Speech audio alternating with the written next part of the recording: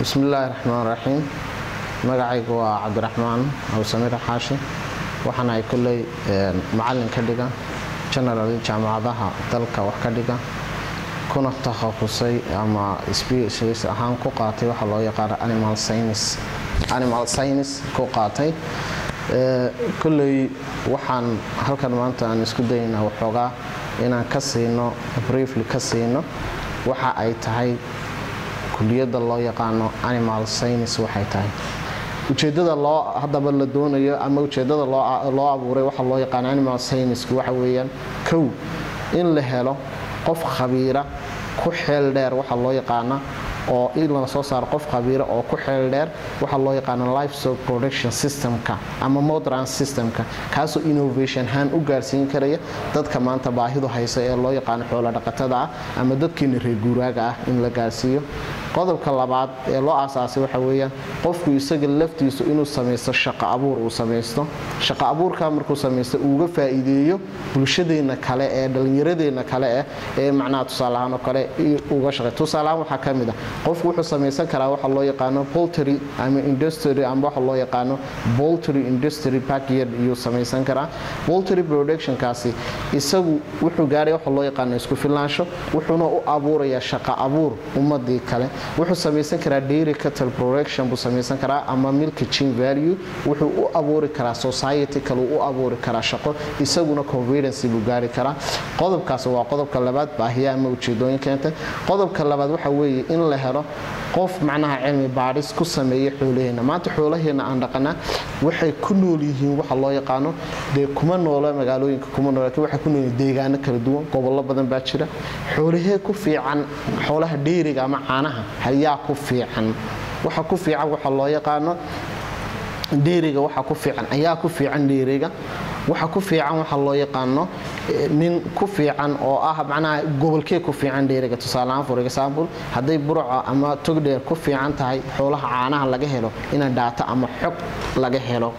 laba xoolaha ku fiican waxa loo yaqaan macnaha hilibka ku fiican in xog laga helo isbiishiyada kala duwan sida lo'da ariga iyo inta badan macnaha ay la tacalluqdaa ama oo aad u la tacalluqa way kamalka inta badan waxaan ama geela waxa la yiraahdo waxaan u isticmaalnaa caanahan iyo ku fiican ama value medicine ku fiican in laga helo xogtaasi marka la helo in la keeno jaamacada ama xarunta research centerka jaamacada la keeno ka bacdina ummadu macnaha looga faa'iideeyo tala iyo suggestion laga siiyo qofkii doonay inuu farmiyada sameeyo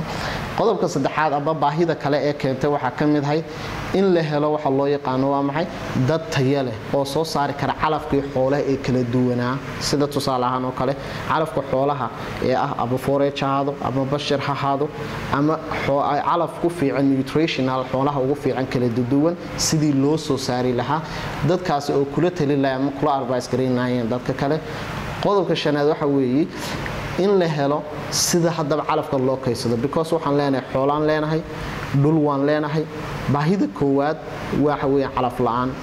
calaf la'aantaasi sideeba seasonalkaasi roobka aan helayna ama xililaha aan u helayno calaf badan baa go'a biyo badan baa daata sideeba loo kaydin karaa biyahaasi sideebaan calaf ku filan xoolaan loogu saarin karaa si loo preservation loogu sameeyo ama loogu kaydiyo for long time sideebu qofku ku ogaan karaa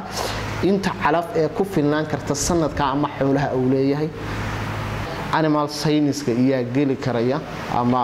fieldigaas iyo dhigan karaya waxa dhigan karaya arday ku wanaagsan waxa loo yaqaan naturally ama ku soo bartay waxa loo yaqaan natural science soo bartay sida imka chemistry-ga physics-ka biology-ga soo bartay oo takhaasuskaas soo qaatay iyo ku wanaagsanaan kara student profile-ka markaan ka hadalno ardaygana wuxuu yeelanayaa ama tusaalahaan uu noqonay arday isku filnaanshahaasi muxuu sameyn karaya isagoo sameeysanaya xirfadiyo kala duwan sida agriculture farming buu sameeysan karaa agriculture farming marka la waa sida shinnida loo dhaqdo shinnida la dhaqanayo wuxuu sameeysan karaa laba waxyaabaha kale ee faculty-ga ku jira waa sida waxa loo yaqaan xoolaha loo naaxiyo xoolaha la naaxinayo inagu waxa naqaan xoolaha waan soo xidhaa waan siideynaa wuxuu soo cunaan aragnaa laakiin xoolaha in lugta laga xidho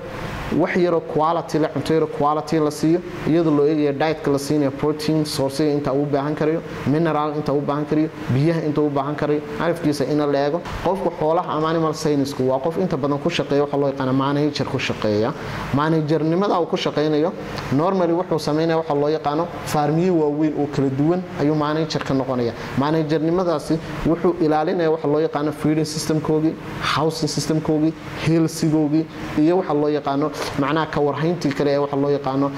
ama tusaalahaan oo kale xoolahan qaabkii loo manage la financial management-giina wuxuu ku baranayaa faculty because course badan oo la xiriira waxa soo qaadanaya waxa ku jira waxa loo yaqaan inuu qofkani dairy farm samaysan kara ku jirta dairy farm markaan leenahay waa lo'da caanaha laga helo ama wuxuu samaysan karaa riyaha caanaha laga helo samaysan kara wuxuu samaysan karaa geela caanaha laga helo samaysan karaa because khibradani waxa la xiriiraa qofku waa qof professional inidaan uu baranayo sida xoolaha loo tayeeyo isagu ma haynayo gacanta kuma hayn laakiin shaqaala uu shaqeynaya ka bacdina wuxuu samaysanaya inuu isagu wixii tala iyo suggestion iyo macnaha aqoon ahaan inuu ku darsado inuu qofkani normal sida saxda ah uu sameyn karo skills ama xirfado uu la iman karo ideooyin uu la iman karo uu generate garan karo proposal uu la iman karo uu tusaalahan kale consultant ahaan oo kale uu ku shaqeysan karayo ama bulshada ama tusaalahan kale society-ga dadka qodobka lixaad ee loo baahan yahay ama security profile-ka waxa kamid ah in la kaydiyo tusaalahaan oo kale calafkii xoolaha in loo kaydiyo sidee baa calafka xoolaha loogu kaydinaya silage making wax la yiraahdo iyo hay making wax la yiraahdo for long time oo god ama ugu jira silage-ka god baa lagu riday blues baa lagu qaab baa loo kaydinaya xooluhu uma baahanaya markaasi rafaadka iyo silici uu marayo uma baahanayo qaabkaasina waxa loo baahan in la gaarsiiyo innovation kaasi bulshada ama society-ga la gaarsiiyo ayaa loo baahan yahay kama maqno animal science normal waa research waa cilmi baaristaasi maxaa iska bedelay wadankeena dhaqaalahan maxay xooluhu ka bedeli karayaan sideeba xoolaha loo horumarin karaya maanta waa laf dhabarta xooluhu waxa weeyaan waa dhaqaalaha waa run waa la wada ogyahay taas been kuma jiro waayo toddoba macnaha marka la eego 75% dhaqaalaha xooluhu ku xidhan yahay waayo xoolahaasi hadaba iyagoo sidooda u xidhan ayaa iyo macnaha sidooda xooloogi iyo la dhoofiya miyana neefkan xoolaha ah hadii imka tusaalahaan kale neefki isagoo isku duuduuban aad dhoofisay haraga waa laga saaranaya waxa laga faa'iideysanaya ama marka la geeyo wadamada carabta haragii waa laga faa'iideysanaya waa koow laba waxa laga faa'iideysanaya lafiisi baa laga faa'iideysanaya saddex hilibkiisa baa laga faa'iideysanaya shan waxa laga faa'iideysanaya dhammaan by productgiisa wixii laga helay saadaradeedna hal neef